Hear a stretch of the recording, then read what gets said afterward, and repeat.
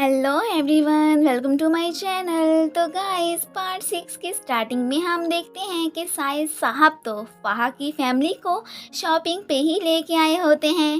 एक दफ़ा उनका दिल खुश करके साथ में वो फ़हा को वार्न भी करता है कि अगर फ्यूचर में तुमने मुझे धोखा देने की कोशिश की तो फिर मैं अपनी सारी काइंडनेस को भुलाकर तुम लोगों से अपना रिवेंज बहुत बुरी तरह से लूँगा।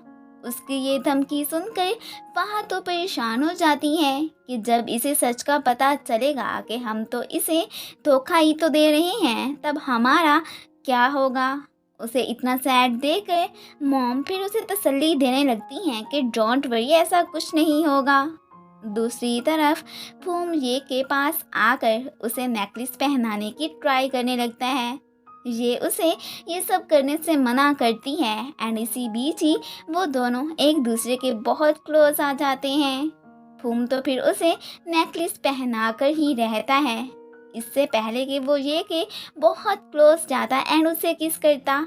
वो भी उसे पंच मार कर वहाँ से भगा देती है एंड बाद में खुद ही उसके वाउंड पे बैंडेज लगाने भी आ गई होती है। मेड्स को पता चल चुका होता है कि ये रूम में सोने की बजाय बाहर सेपरेट ही सो रही है, तो वो अब इस बारे में ग्रैंडमा को बताने का सोचती हैं। ये जब फूम के पास बैठी होती है तो तब वो अचानक ही उसे कह देता है कि मैं तुम्हें लाइक करने लगा हूँ। ये सुनकर ये काफ़ी शॉक होती है एंड उसे होश में आने को कहती है कि ऐसा नहीं हो सकता, तुम यूँ डू एन को धोखा नहीं दे सकते। उसे भी पता चल चुका था कि ये फ्लर्टी बॉय तो बस हर लड़की पे ही फिदा हो जाता है। दूसरी तरफ थाई को डू एन की कॉल आई होती है। वो इसे एक ये सरप्राइजिंग न्यूज़ देती है कि मैं बहुत जल्दी थाईलैंड वापस आ रही हूँ एंड फिलहाल वो इस बारे में फूम को ना ही बताने को कहती है। अब जाहिर है वो उसे बिना बताए आकर सरप्राइज देना चाहती थी। उसे क्या पता कि आगे से उसके लिए ही एक सरप्राइज तैयार है। मेड्स ने ग्रैंडमा को ये के सेपरेट सोने का बता दिया होता है। वो इस बात से काफ़ी परेशान होती हैं कि हमारे सामने तो ये दोनों लवली कपल बने फिरते रहते हैं एंड सोते ये अलग अलग हैं। खैर फिलहाल वो उनसे इस बारे में ना ही पूछने का डिसाइड करती हैं। ये तो पूरी फैमिली के साथ काफ़ी घुल मिल गई थी। सभी लोग उसके आने से काफ़ी हैप्पी रहने लगे थे। अपनी फैमिली को खुश रखने के लिए फूम ये को थैंक्स भी कहता है। पी के घर पर पैरासन आया होता है। वो पूरी फैमिली के सामने यूं रोता धोता है कि जैसे उसे ये की बड़ी फिक्र है एंड वो उसे बहुत ज़्यादा लव करता है। अब इन्हें क्या पता कि ये खड़ूस कितना ड्रामेबाज है। ये सोशल मीडिया पर अपनी पोस्ट लगी देखकर काफ़ी परेशान हो जाती हैं कि कहीं फूम की फैमिली ये सब देख न ले। पी ने तो सोच लिया था कि अगर ये वापस आ भी गई तो वो कभी भी उसकी मर्जी के खिलाफ पैरासन से ये की शादी नहीं करवाएगा। बट डैड तो उसे साफ कह देते हैं कि ऐसा नहीं हो सकता। अब बस एक दफ़ा वो लड़की घर आए तो सही, मैं भी उसे पैरासन के साथ ही यहाँ से रुखसत करूँगा। आज फर्स्ट टाइम ये पी को कॉल कर ही देती है। पी उसे घर वापस आने के लिए कहता है। अब ये उसे बताती है कि मैं एक सेफ प्लेस पर जॉब कर रही हूँ एंड बस बहुत जल्दी मैं वापस आ जाऊँगी। पी उससे जब पैरसन से शादी करने की बात करता है तो वो अब उसे बताती है कि वो एक अच्छा इंसान नहीं है, मैं हरगिज़ भी उससे शादी नहीं करूँगी एंड उसकी प्रॉपर डिटेल्स मैं घर आकर ही आप लोगों को बताऊँगी। फिलहाल पी को इतना तो रिलीफ मिल जाता है कि कम से कम ये सेफ है। उसकी बातें एक मेड ने सुन ली थी। वो तो काफ़ी कंफ्यूज होती है कि आखिर ये डुएन इस जॉब की बात कर रही थी एंड ये पी नामी बंदा कौन है। वेडिंग से पहले ग्रैंडमा एक शर्त रख देती हैं कि तुम दोनों पहले मुझे अपने अपने मैरिज सर्टिफिकेट की कॉपी ला कर दो। ये सुनकर ये और फूम काफ़ी शॉक होते हैं कि अब हम क्या करेंगे।